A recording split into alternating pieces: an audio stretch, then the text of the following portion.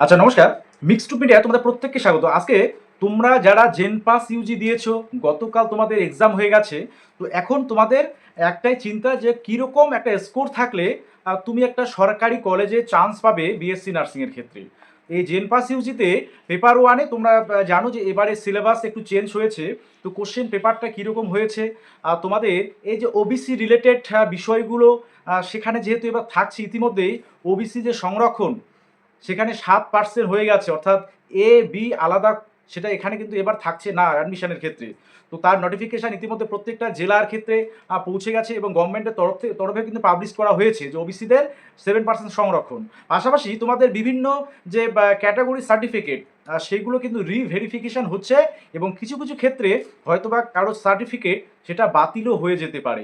তো সব কিছুর উপর নির্ভর করে যেমন কোশ্চেন পেপার, তোমাদের এই যে সার্টিফিকেট রিলেটেড ইস্যুগুলো, পাশাপাশি তোমাদের বিগত বছরের যে কার্ড অফের বা কীরকম মার্কস পেয়ে তারা সরকারি বিএসসি নার্সিং কলেজে চান্স পেয়েছিল কোনো ক্যান্ডিডেট এবং ক্যাটাগরি ওয়াইজ সমস্ত কিছু বিচার বিশ্লেষণ করে আজকে তোমাদের এই জেনপাস ইউজি বিএসসি নার্সিংয়ের সরকারি কলেজের একটা সম্ভাব্য কার্ড অফ মার্কস, আবারও বলি কার্ড অফ মার্কস সেটা সম্ভাব্য, এবং তোমাদের সেফ জোন বলতে পারো, বা এই নাম্বারগুলো পেলে বা এই নাম্বারের মধ্যে পেলে টোটাল হচ্ছে তোমাদের 115, তার মধ্যে কত নাম্বার পেলে তুমি সেফ জোনে থাকবে সেই বিষয়টাতে আসি। ওকে, ফার্স্ট টাইম যারা আছে অবশ্যই সাবস্ক্রাইব করবে, ভিডিওটা প্রচুর পরিমাণে শেয়ার করবে, আর বলবো অবশ্যই শেষ পর্যন্ত দেখবে, কারণ এখানে কিছু কিছু বিষয় এবারে রয়েছে। কারণ তোমরা জানো যে নতুন সরকার আসার পরেই সব কিছুতে একটু কিন্তু পরিবর্তন এসছে। তো সেক্ষেত্রে তোমাদের কম্পিটিশানটা কীরকম হচ্ছে বা মার্কস কীরকম পেলে তুমি একটা গভর্নমেন্ট কলেজ পাবে বিএসসি নার্সিংয়ের ক্ষেত্রে, তো সেই বিষয়গুলো একটু শেষ পর্যন্ত না দেখলে বুঝতে পারবে না। তো প্রথমে যে বিষয়টা বলবো সেটা হচ্ছে তোমাদের এবারের যে সিলেবাসের একটা চেঞ্জেস এসছে। কী চেঞ্জেস? যে হেলথ অ্যাপটিটিউড সেখানে 20 নাম্বার ছিল। তো তার যে সিলেবাসটা তোমরা সেগুলো জানো অবশ্যই। তো এবার কোশ্চেন পেপারটা তোমাদের এবার কীরকম ছিল? তো সেক্ষেত্রে অনেকেই বা বেশিরভাগ জনেরই যেটা মতামত তোমাদের ক্যান্ডিডেটদের মধ্য থেকে সেটা হচ্ছে মডারেট টাইপ। ওকে, তবুও বলি ফিজিক্সটা একটু মডারেট টু হার্ডের দিকেই ছিল। বাকি মোটামুটি কেমিস্ট্রি, বায়োলজি বা অ্যাপটিটিউড যেটা হেলথ অ্যাপটিটিউড সব কিছু মোটামুটি মডারেটই বলা যেতে পারে, অর্থাৎ আলটিমেট কোশ্চেন পেপার সেটা আমরা মডারেটই ধরবো। ঠিক আছে? আচ্ছা, এবারে তোমাদের বিএসসি নার্সিংয়ে টোটাল কলেজ কীরকম থাকে গভর্নমেন্টের ক্ষেত্রে দেখো। গত গত বছর যেমন 25টা বা 26টা মতো কলেজ, সরকারি কলেজ ছিল। তো কলেজগুলো তোমাদের আমি একবার জাস্ট বলে দিচ্ছি।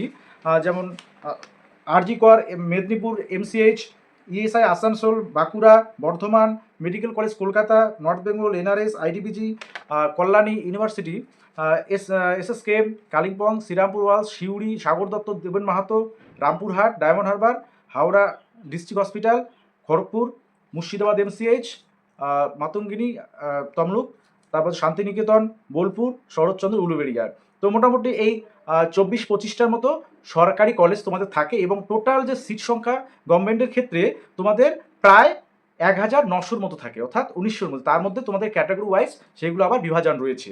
তোমাদের UR, SC, OBC, ST, EWS, তারপর পিএইচ, এগুলো সব কিছু কিন্তু আলাদা করে বিভাজন থাকে। যখন তোমাদের এই যে সিট ম্যাট্রিক্সটা প্রকাশ পাবে তখন এক্স্যাক্ট কলেজের, গভর্নমেন্ট কলেজের সংখ্যা বা সিট সংখ্যা তোমরা কিন্তু তখন পাবে। ঠিক আছে? এগুলো হচ্ছে বিগত বছরের ডাটা অনুযায়ী।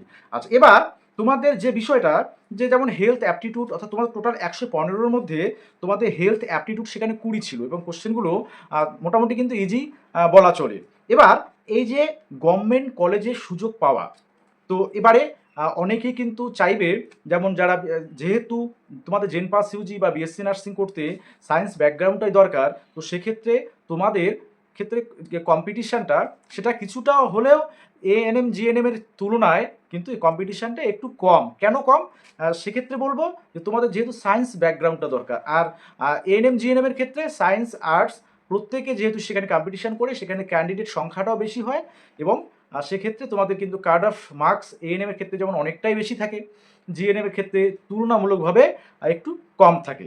তো দেখো তোমাদের যে কার্ড অফ রিলেটেড বিষয়টা, অর্থাৎ সেফ নম্বর, তুমি 100 আউট অফ 115, 115-র মধ্যে কত নম্বর পেলে তুমি একটা সেফ জোনে থাকতে পারো, সেটা হচ্ছে ইউআর এর ক্ষেত্রে। তুমি যদি ইউআর ক্যান্ডিডেট হও তাহলে তোমার মোটামুটি 58 থেকে 58 to 60 58 to 60 এরকম একটা নম্বর তুমি যদি পাও, তাহলে একটা তোমার আশা থাকছে বা তোমার হচ্ছে একটা সেফ জোনে তুমি আছো এরকমটাও ধরে নিতে পারো। কারণ তোমাদের বিগত বছরের যে ডাটাগুলো সেগুলো যদি অ্যানালাইজ করে দেখি, কালিম্পং সেখানে কিন্তু সব থেকে যে কম নম্বরের সুযোগ হয়েছিল, সেটা প্রত্যেকটা প্রায় ক্যাটাগরি ক্ষেত্রেই।